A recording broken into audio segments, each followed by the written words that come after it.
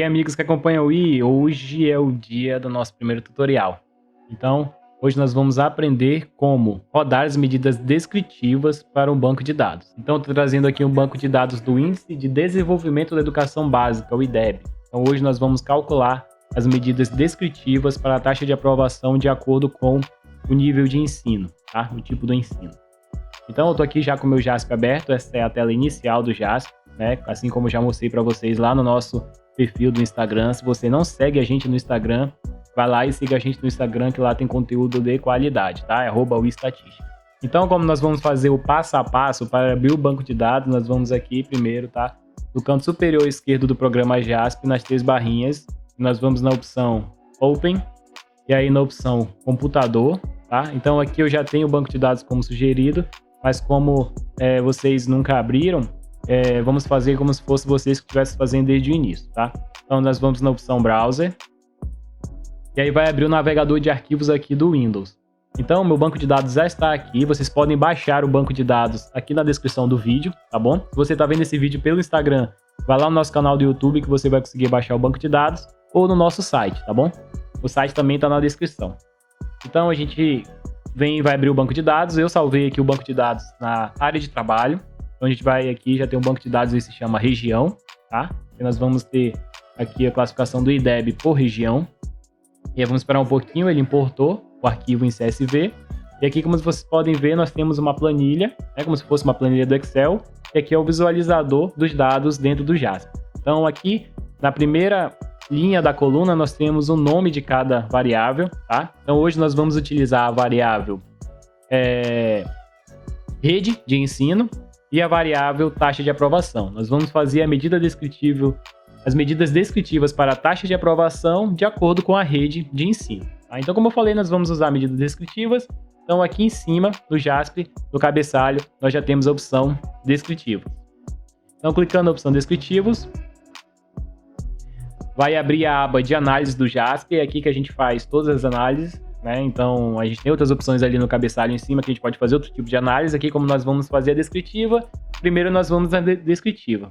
Então, basicamente, nós vamos ter aqui na parte descritiva o local onde nós vamos colocar as variáveis. Aqui, como nós queremos saber as medidas descritivas para a taxa de aprovação, nós vamos colocar essa taxa de aprovação na caixinha variáveis. Então, é só clicar aqui na taxa de aprovação e passar para a aba variáveis, tá?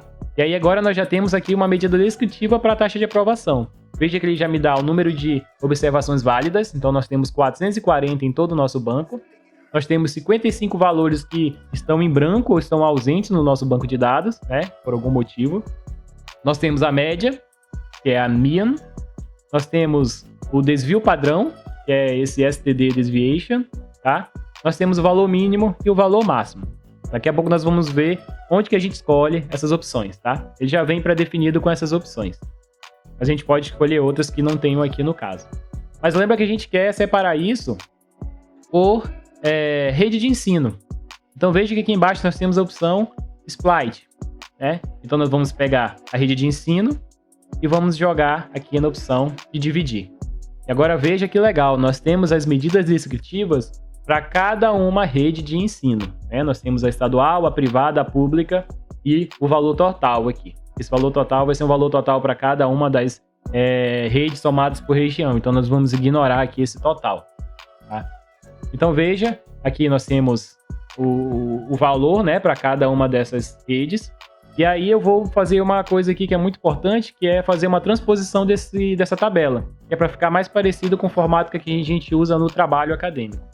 Então esse programa é muito bom porque ele já dá a nossa tabelinha aqui pronta, né? Terminando aqui, eu posso clicar nessa setinha, ele vai abrir uma série de opções com o que eu posso fazer com essa tabela. Eu posso copiar essa tabela e jogar essa tabela direto no Word e escrever o meu artigo. Eu vejo aqui que fácil, eu não preciso montar a tabela e ficar copiando e colando de um lado para o outro. Ele já me dá a tabela em um formato que é, né, o formato mais adequado para a gente reportar no nosso estudo.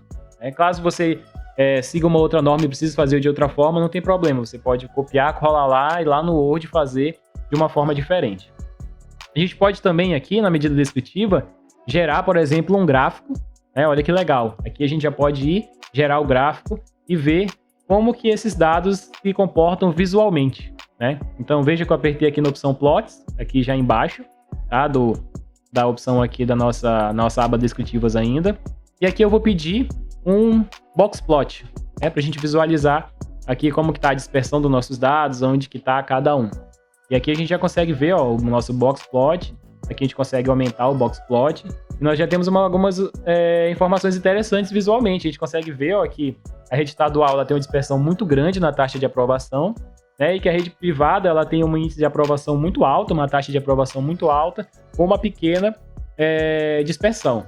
Então, uma informação importante e interessante se a gente estivesse fazendo aqui, né, algum estudo, ou se a gente estivesse olhando em algum estudo esse dado, tá?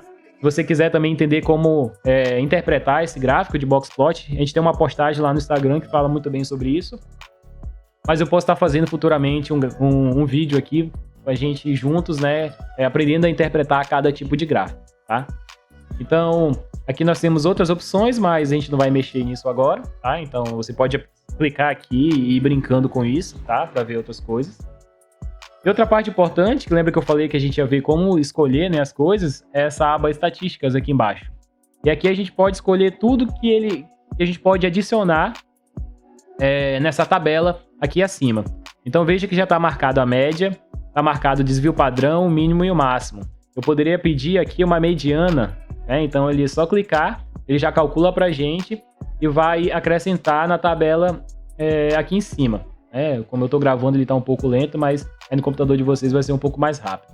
Então a gente tem aqui, ó, a mediana já calculada para cada rede de ensino, tá? Então, a mediana é esse traço mais forte aqui no nosso gráfico, tá bom?